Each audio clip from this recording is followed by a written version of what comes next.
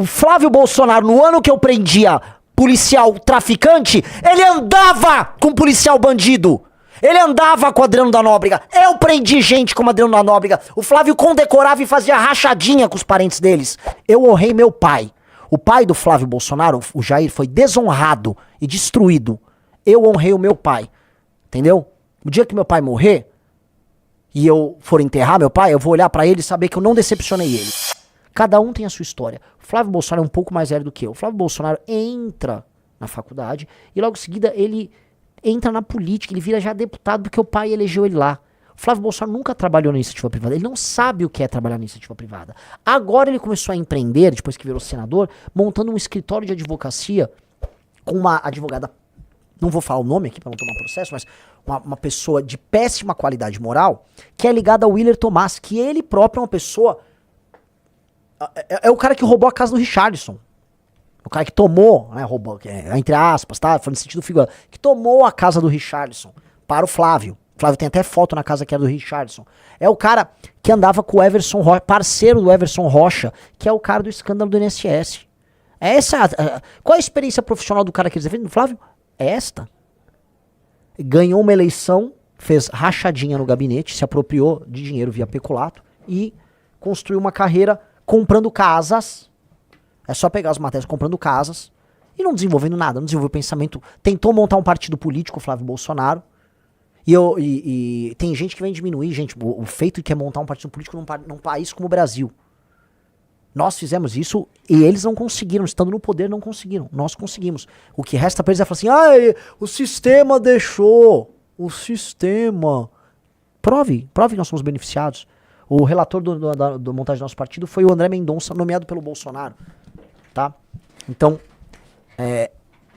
prosseguindo. Essa tentativa de desconstrução é tola e não vai rolar. Agora a gente tem que falar então de feitos pessoais. Temos que comparar os feitos pessoais.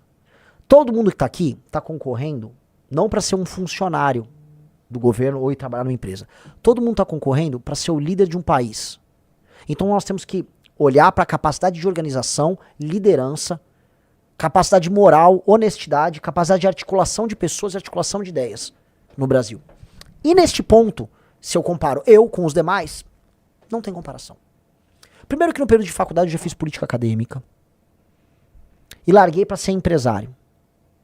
Minha carreira como empresário não foi assim no easy, do tipo, com todo respeito ao Zema, tá, que trabalhou na empresa dos pais. O Zema trabalhou na empresa dos pais e tá tudo ok, tem nada de errado, ele tem mérito ali na empresa. Não vou falar mal dele. Ou o Caiado, que também é herdeiro, a família dele foi dona de Goiás por muito tempo. Tem mérito, não tô diminuindo. Eu resolvi jogar no nível muito hard, que é pegar empresas em dificuldade e ajudar a recuperá-las. Eu e meu pai eu tocava algumas, eu tocava outras. Uma que eu toquei, que é o caso da Martim. Vocês ficam puxando, o Renan tem processo. Martim Artefatos de Metais, uma empresa de portas e janelas de aço que havia em Jundiaí. Eu peguei essa empresa fechada, funcionário sem receber por 5 meses. Sindicato na porta, não deixando. Eu fui o cara que chamei os funcionários e falei, eu vou precisar que vocês comecem a trabalhar. Eu vou ter que... A gestão anterior tinha emitido duplicata fria contra os próprios clientes. Os clientes estavam todos bravos. Eu convenci os clientes que eu ia recomprar as duplicatas frias. Precisava que os funcionários voltassem a trabalhar. Falei, cara, vamos vender a primeira produção. Conto com vocês, vamos pra cima. Trabalhamos, o sindicato não veio deixar. Arrumei briga com o sindicato no mesmo dia. Tá? Então, tocamos essa...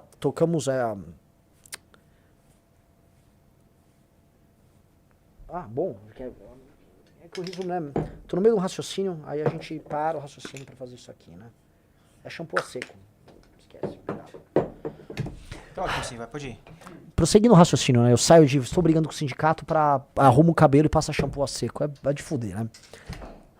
Pois bem, arrumo briga com o sindicato, coloco a operação pra funcionar, boto dezenas de pessoas pra voltar a trabalhar, que não estavam trabalhando.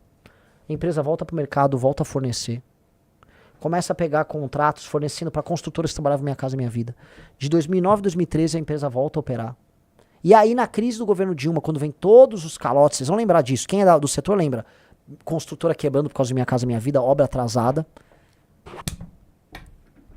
Começo a ter dificuldades porque eu começo a não receber dos clientes.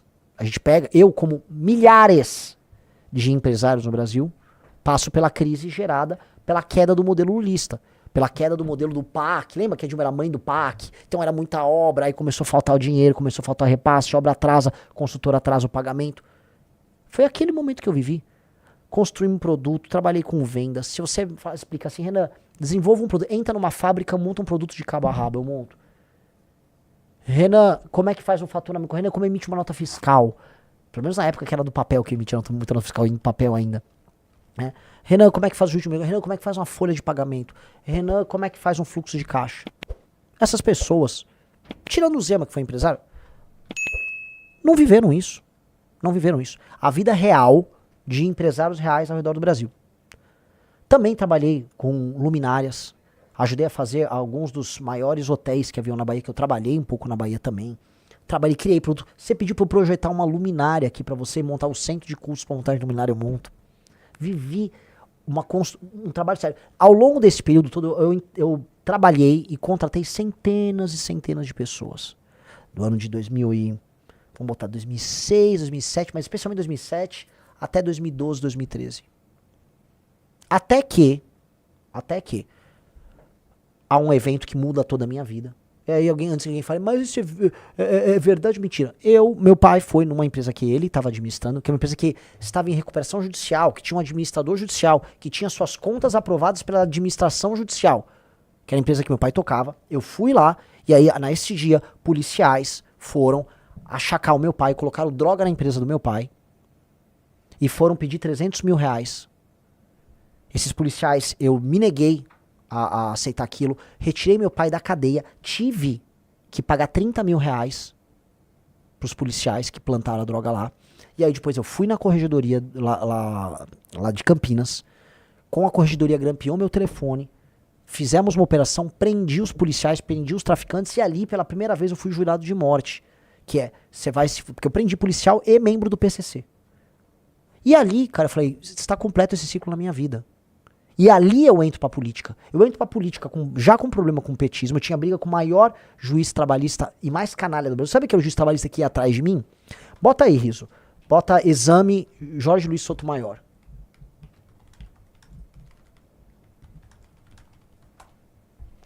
Robin Hood Jundiaí é um radical da justiça trabalhista. Este cara era o juiz... Quando fala, o Renan tem processos trabalhistas, é desse cara aí, ó.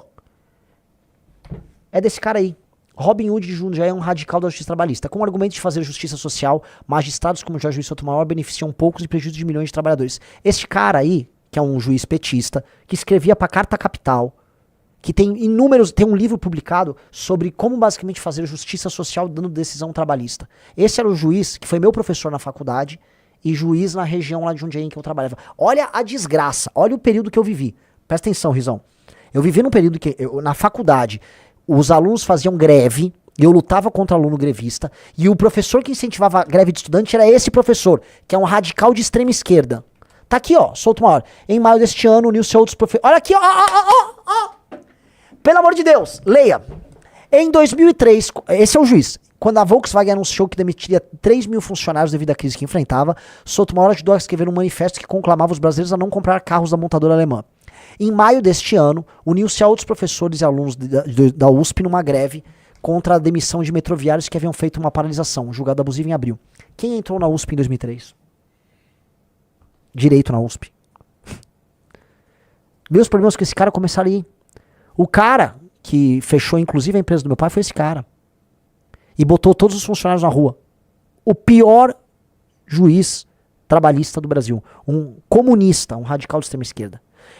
Eu encontro ele na faculdade, tenho problemas com ele na faculdade, e eu reencontro este cara anos depois na atividade produtiva. A pessoa que me motivou a ser de direita, diferente desses Bolsonaro vagabundos, que são vagabundos, que ser direitista era fazer rachadinha com miliciano no gabinete, que era isso que eles faziam, roubar dinheiro público com um bandido que era assassino de aluguel de bicheiro, que é o Flávio Bolsonaro. Eu me tornei de direita enfrentando esses caras quando eu ainda era fazia faculdade. Quando eu fazia faculdade com os jovens, com os melhores estudantes de direito do Brasil, porque era esse espaço que eu pertencia, não era o espaço do Flávio. Com todo o respeito às pessoas que fazem outros e que podem ser profissionais melhores. Tem muito profissional melhor formado na PUC do que formado na USP. Tem muito profissional formado em outra. Mas ali naquele momento, eu tava com uma nata conhecendo gente brilhante. Essas pessoas que eu conheci, eu tava enfrentando a nata do PT. A nata do PT. No momento que o PT chegou ao poder, o PT assume o mandato, o Lula, em 2003. Ó aqui, ó. Ó pra quem escreve no Brasil 247.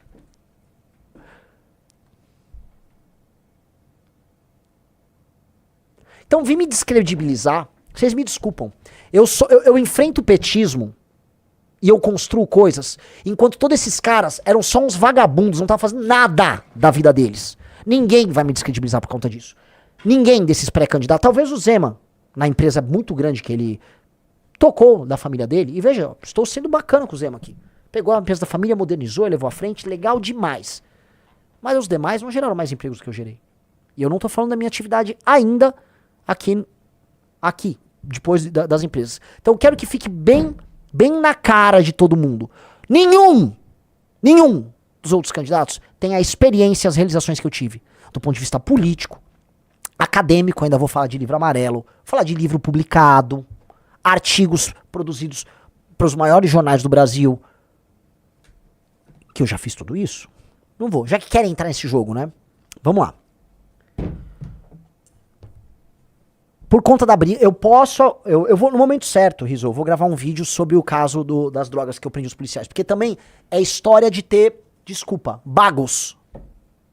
O ano era 2013. No ano em que Flávio Bolsonaro andava com um miliciano e que ele era base de governador corrupto lá no Rio de Janeiro, eu prendia policial corrupto ligado ao PCC e era ameaçado. Eu e minha mãe e meu pai de morte pelo PCC e pela polícia de Jundiaí. DENARC de Jundiaí. Pra não ficar nada vago. DENARC, Departamento de Narcóticos de Jundiaí. Ah, fala o nome do policial. Ricardo. Nunca vou esquecer. Um dos maiores prazeres da minha vida. O cara parecia o Cariani. Assim, todo bolado. O cara é uma montanha de músculo. Esses caras entram armados e dão um mata-leão no meu pai, cara. Imagina você ver uns caras botarem droga no lugar que você trabalha e os caras darem um mata-leão no teu pai e levar teu pai detido. Cara, você não sabe a situação horrível de impotência que você tem. Eu ter prendido esse cara e quando eu vejo ele na audiência ele tinha murchado, porque não tinha como, né, tomar, sei lá, trembolona na cadeia. Puta, cara, é um prazer do cacete. É um prazer que, desculpa, nenhum deles vão ter. Nenhum dos outros pré-candidatos a presidente vão ter a experiência que eu tive de prender policial ladrão e traficante. Eu já aprendi. Não como policial, mas como civil que eu sou. Como cidadão. Cidadão que teve bola e que arriscou a vida enfrentando traficante. E não é historinha. O processo existe. E já que gosto de ficar falando de processo meu, vou mostrar com todo o tesão do mundo. Tá? O Flávio Bolsonaro, no ano que eu prendia policial traficante, ele andava com policial bandido. Ele andava com o Adriano da Nóbrega. Eu prendi gente como Adriano da Nóbrega. O Flávio condecorava e fazia rachadinha com os parentes deles. Essa é a minha diferença pra eles. Eu tenho essa experiência. Experiência de ser homem. Experiência que eles não têm. Não tem. Eu honrei meu pai. O pai do Flávio Bolsonaro, o Jair, foi desonrado e destruído. Eu honrei o meu pai. Entendeu? O dia que meu pai morrer e eu for enterrar meu pai, eu vou olhar pra ele e saber que eu não decepcionei ele. Sabe? Isso faz muita diferença. Muita diferença. Muita diferença. Eu sou esse cara. Vocês não têm como comparar. Assim como vocês não têm como comparar a faculdade que o senhor Flávio Bolsonaro fez com a faculdade que eu entrei, não tem comparação. Minha faculdade fez mais de 9 presidentes da República e vai fazer o 10º aqui. Tá? Flávio não fez ninguém. Diz com todo respeito ao pessoal da faculdade do Flávio que nem existe mais. Tá bom? A minha tem mais de 100 anos. Mais de 100 anos. Ela e a lá de Recife, lá de Pernambuco. Não comparem. Não comparem. Nós não jogamos o mesmo jogo. Nem em caráter, nem em coragem, nem aqui.